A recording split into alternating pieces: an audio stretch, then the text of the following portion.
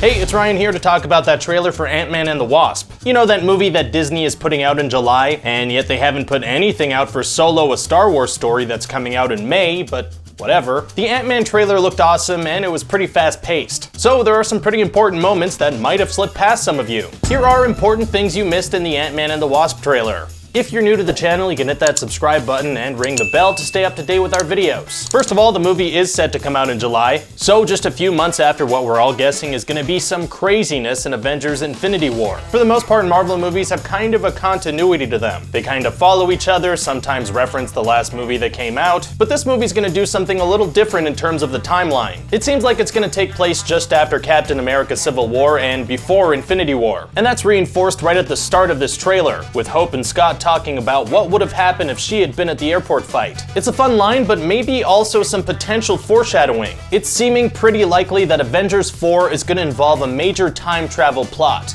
And that opens up the door for an alternate timeline where maybe that did actually happen. The trailer also shows us that Scott is now under house arrest, so there are some consequences to his actions in Civil War. He's obviously free from the raft, but still in trouble. And the consequences don't seem to just affect him. Through Hope saying that they're on the run now and some shots of them being hunted by FBI agents, we can kind of piece together that when Scott was captured in Civil War, they traced his suit back to the Pyms. So nobody is in a good place now. We also see that Hank has a pretty awesome portable office building. And this may be a subtle nod to the comics, which also had the concept of a portable lab. In that case, Hank's Ant-Man helmet had an entire lab inside of it. And what he seems to be doing with that lab seems to connect to the first movie. You might remember that Hank thought that going subatomic and entering the quantum zone was fatal, and that his wife had died that way. But after Scott went there and came back, he found new hope that maybe she was still alive. And it seems like that's what he's working on in the lab. In the trailer, we see shots of this kind of craft, and it certainly seems like it's on its way to going subatomic. But it also seems like messing with the quantum realm might be what creates the movie's villain Ghost. Ghost has the power to turn intangible, and it seems like she's kind of out of phase with reality. Sounds like something that might happen if you mess with the quantum realm. Now I'm saying she because although Ghost is a male character in the comics, she's gonna be female in the movie. She'll be played by Hannah John Kamen, who you may know from Game of Thrones and Black Mirror. Next in the trailer, we have an appearance from Lawrence Fishburne. If you haven't been keeping up with Marvel news, you might have just thought, hey,